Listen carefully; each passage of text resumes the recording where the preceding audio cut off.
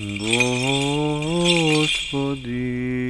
Исусе Христе, Сине Божий, помилуй меня грешного.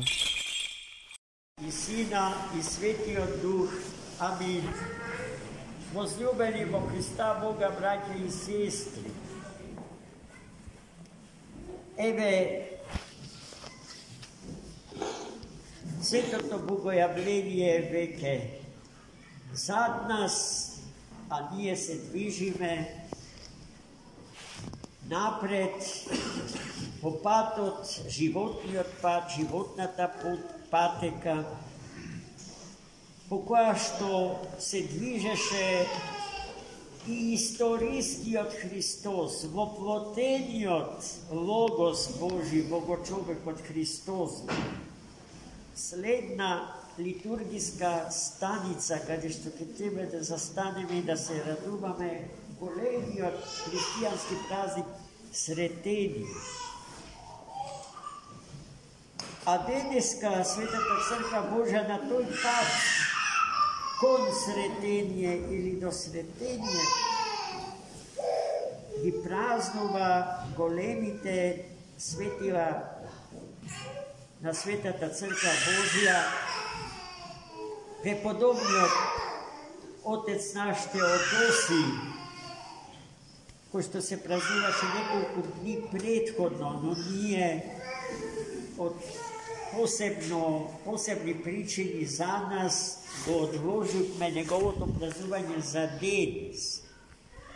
Имено нашите, моите, Христовите олтарски прислужници, денот на Свети Теодосий велики го имаат за свој ден, а светителот Теодосий за свој покровител. И ние ќе чуеме зашто е сето тоа така. Но Свети Теодосий велики, треба да кажеме дека е татко на обштежителното монаштво, на монашката киновија. Современик име на големите светила од египетската пустиња. Па и на денес славениот Свети Антони Велики, таткото на монаштвото воопшто.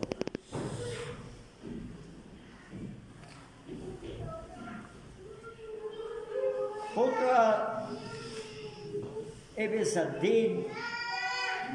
ден потоа, утре се слави и големиот отец на црквата Свети Атанасий Велики, за кого што со право светите поети на црквата и светите богослови на црквата го сметаат за татко на православие. И еве како што гледате во овој благословен од Бога месец, јануари, нема ден во кој што не славе некој голем празник, голем литургиски настан од свештената историја на црквата или некоја крупна личност од особено значење за развојот на историското христијанство. И тоа се во исто време свети души кои што го трасираат патот до вечност, следејќи ги нив и учејќи од нив, полесно доаѓаме до преддверите на Светиот Есхат, до свештената парусија, судот Божи, во кој што секој од нас ќе ја добие оценката за она што го живее сега и овде, за постигнатите резултати во својот живот, доколку тие се, разбира се, заквасени od svetite i nesmrtni energiji Božji i oblečeni v svetlinata Božja.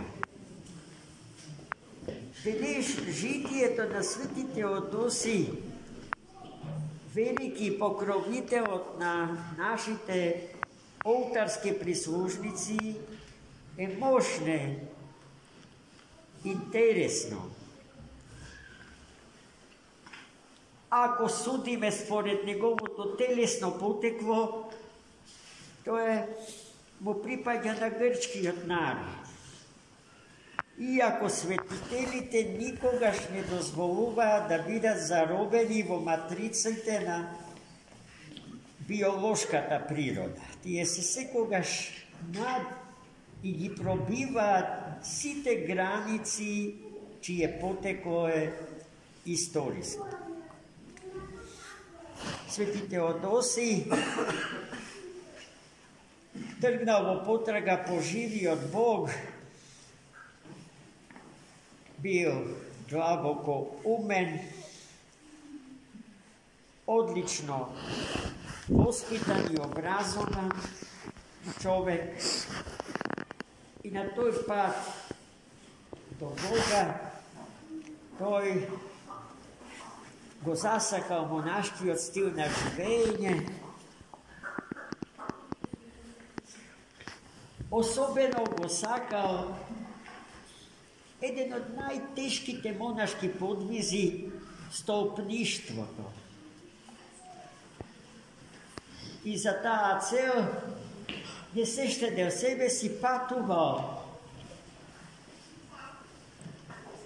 во татковината на христијанството и ги среќавал најпознатите во неговото време пројавените столпници.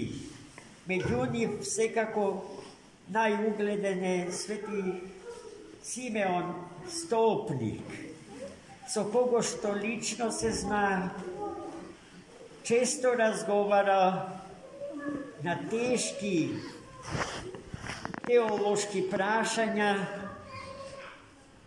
и за личната своја животна судба, и од него го добил благословот од кој што не можел да побегне цел еден живот, и во знакот на благословот на свети Симеон Столпник се одливал се вкупниот живот на свети Теодоси велики, заради што решил да создаде манастир во слава Божја.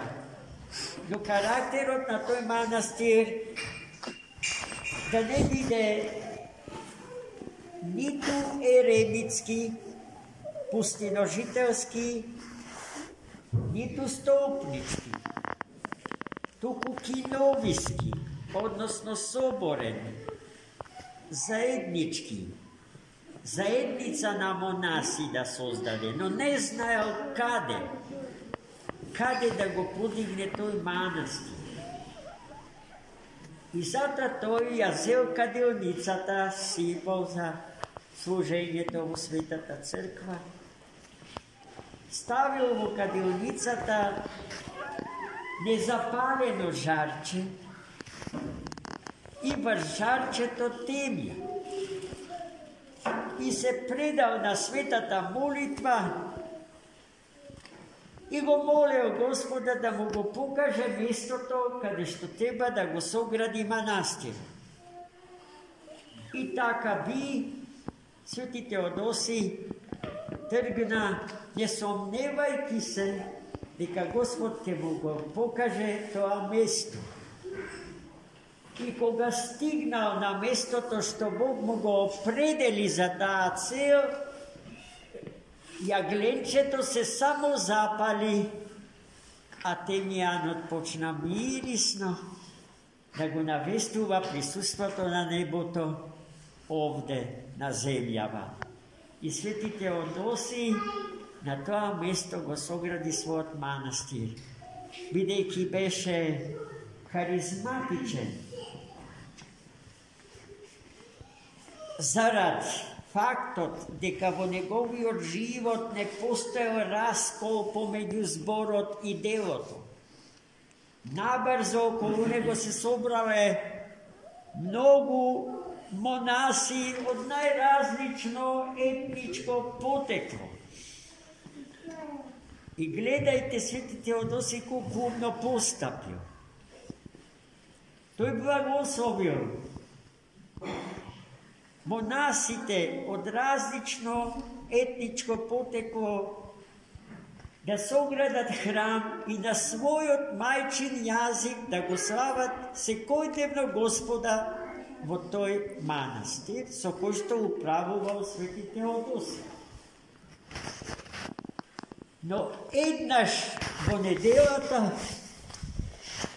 Свети Теодосий ги собирал сите своји монаси во соборниот храм, во католиконот, во кој што самиот служа, за да се причестат со Христа Господа од едниот путир, бидејќи путирот е еден, зашто Христос е еден, и на тој начин да ја покажат, да го покажат единството на сите во Христа Господа. И сега на оваа тема ние би можели уште многу да зборуваме, но ова што за сега го кажавме, сакам дека е доволно да го знаете и да го примите со сето срце и да им се уподобувате на тие знаења за Свети Теодосий велики. Особено им се радувам на моите прислужници што има духовен осет, токму него да го изберат за свој молитвен и духовен покровител пред Господ. Свети Антоний Велики, таткото на монаштвото, имав чест и благослов Божи да го посетам неговиот манастир во Сахарската пустиња во Египет. Тоа е, гледайте, почнувајќи од 4 век до ден денешен активен манастир, жив, препон со монаси. Во манастирот не се раѓаат луѓето, доаѓаат за во него да умрат и умирајќи да се родат за вечен и несмртен живот. Токму православните манастири овој биолошки закон за човекот го претвораат во парадокс. Таму каде што се оди за да се умре, има најмногу живот. Животот никако да умре. И не само што не умира, туку се умножува. Како што љубовта расте доколку се дели.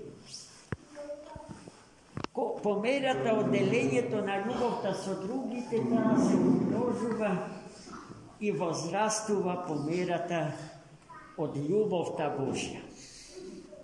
Свети Антоний бил син на богати родители. Имал само една сестричка, но Бога силно го засакал и не сметал дека треба да се тргне по патиштата што овој свет ни ги нуди, дури и по прашањето на образованието на умот човечки.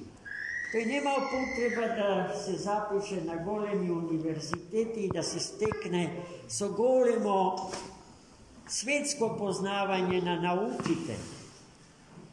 Туку ја запишал една друга школа, која што е над сите школи. Школата на светиот и животворен дух. Поради што останал едва и писмен. Ама духовно просветен и над сите своји современици. Поради што кај Ава Антоний Велики за совет доаѓале најобразованите, најумните луѓе на епохата. Меѓу нив бил и самиот император на Грчко-Римското царство, светиот цар Константин, за сите своји потреби доаѓал кај неукиот Ава Антони да побара совет, да побара мислење, излез од сите безизлези во кои што тој често пати се наоѓал, имајќи огромни државнички проблеми и проблеми пред се со својот роден брат Максимис. Исто така, во тоа време се случува и првиот Васеленски собор во Никеја 325 година. Иницијатор и поддржател на тој собор бил светиот цар Константин и неговата света мајка Елена. За тоа му била потребна помошта на Ава Антони Велики. Најучениот човек на епохата бил утре славениот свети Атанаси Велики. И токму тој, земете ги неговите слова, неговата книжевна оставштина и ќе видите за каков интелект станува збор. Кога ќе ги читате неговите расправи за хеленската философија, например, ќе се стекнете со представа дека читате философски трактат напишан од раката на најумниот професор по философија на Харвард, например. А јас ќе бидам уште порадикален. Нема професор, па ни харвардскиот професор на катедрата по философија, кој што може да се спореди со свети Атанаси Велики во филигранското, деталното познавање на античката философска мисла и култура на живење. Особено грчкиот политеизам на религиозен план. Таквиот и тој свети Атанаси Велики, ректор на големиот универзитет во Александрија, доаѓа во Сахарската пустиња и се исповедал кај Ава Антони Велики, неукиот Антони Велики. И оде го ги барал сите совети за сите животни проблеми. Ава Антони Велики е мудар, премудар, во се. Неговите мудрости се запишани во книгата позната под името Египетски отечник или Египетски патерикон. Секоја мисла од него изречена и запаметена предизвикува голема духовна и интелектуална возбуда во нас, жителите на 21. век. Особено свети Антони Велики не збунува со неговата бескрајна слобода пред Бога.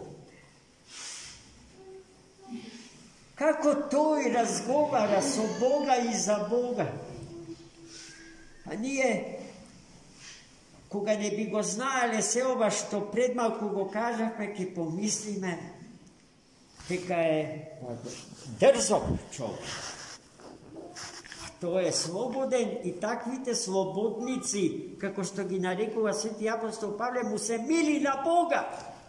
Тој Бог не сака робски менталитет, кој што преовладува меѓу нас. Бог сака слободници. Например, еве една кратка апофтегма, мудрост или изрека запишана во египетскиот патерикон. Еден drug golem podvižnik na Egipet, dođe kaj Ava Antonije, da mu se požali, veli. Ava, jaz poveke od tebe se molam, a Bog tebe poveke te saka. Kako je to možno? A Ava Antonij mu vozvraća. Brate, to je taka, vidiki, jaz Boga poveke od tebe go sakam. Vidite koja sloboda, iskrenost. Nema surevnjost među njim. Nema drzog, bezočen nadprevaj, koji od kogo je pogolen. Tuku seko ja kažuva suštata vistina za sebe si i za drugio. I nije treba da se naučime taka da živeme, taka među sebe da komunicirame. A togaž, ko je to što ke ne potkupi? Ima li par, ima li karijera? Ima li nešto što od ovoj svet može da se dobije, a zašto dušata bi si ja prodale? A sega, braće i sestri, najlesno trguvame so dušite svoje. Najlesno. Dušata čovečka nema cena. U ta smisla je bezcena, odnosno bezvredna.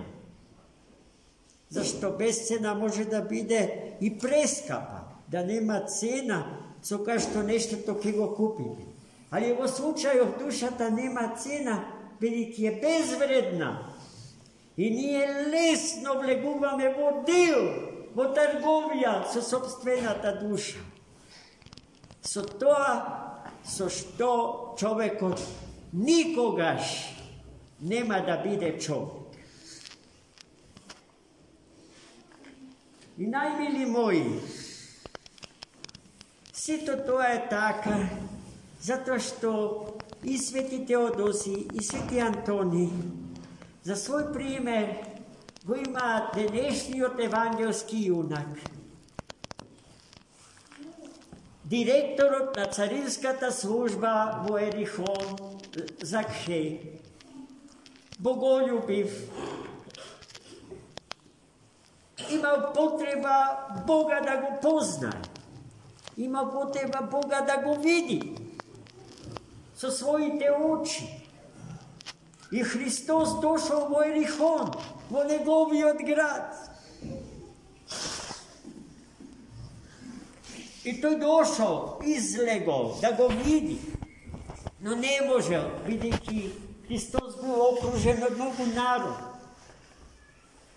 A to je bil nizok porast. No, inteligenten. I se dosetil, dika Hrista Gospoda, ki go vidi, dokoliko dotrča do jedno drvo, koje što se vika sikomoreja. Sikomorejata se dobiva sovkarstuvanje na smokva i murenka, crnica. Znajki deka Hristos ke pomine pod toa drvo. I to što go namislio i go napravil, dotrčal se, iskačil gore, Hristos došao do toa drvo i znao deka gore je Zakhej. Poradi što zastanao i podignao očite kod Zakheja. I mogi upati uzboroviti, Zakhej, ajte sleguvaj pobrzo, zašto sakam da go posjetam tvoj dom. I v evangeliji to čufme, Zakhej, brzo slego, ispolnet so radost golema. I Hristos trgnao so Zakheja v njegovi dom. No gledajte sega što se slučuva so narodot v toj grad. Граѓаните на Ерихон се соблазни. Знае ли Христос во чий дом влегува? Па тој е директор на една компрометирана државна служба, директор на царинската служба во Ерихон. Сите знаеле колку може да биде честен како работник во таа служба. Што бара Христос кај тој човек и во тој дом? Христос тоа го знае, а и Захеј не знаел како ги коментира работите народот, неговите сограѓани. На пат на кај домот на Захеја, Захеј му ги кажал зборовите што ни еден граѓанин на Ерихон не можел да ги чуе, а ке беше добро да ги чуе. Кои се тие зборови? Следни. Господ, подготвен сум, половината од мојот се вкупен имот, да им ја раздадам на сиромашни. И доколку некому нешто сум му откраднал, подготвен сум 4-кратно да му го вратам.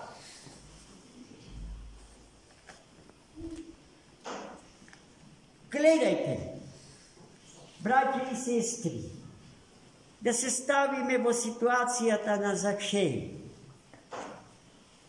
Колку наши сограѓани, браќи и сестри, во овој град и во секој друг град, за нас судат по предпоставка или врз основа на она што го чуле за нас, или врз основа на она што го видел. Но колку би било добро за нас да судат врз основа на она што не можат да го видат и не можат да го чујат, бидејќи се случува длабоко во нас, однатре во нас, во нашите срци. А што е тоа што се случува однатре во нас, а другите не можат и да го чујат и да го видат?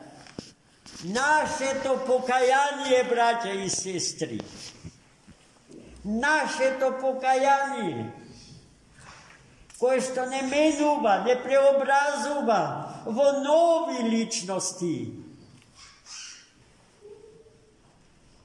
Христос го знаеше сето тоа за Захеја, затоа и отиде и го посети неговиот дом. И Захеј е син на Авраама.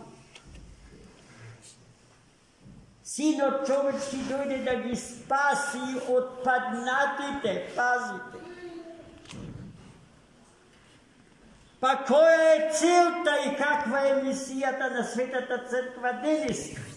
Ако не истата што Христос му ја кажа на Захеј.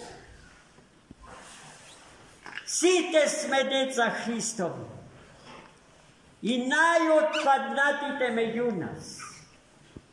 А црквата е тука најмногу за нив, за најотпаднатите, за нив да ги прибере и нив да ги спаси. Амин. Бога многу Бога.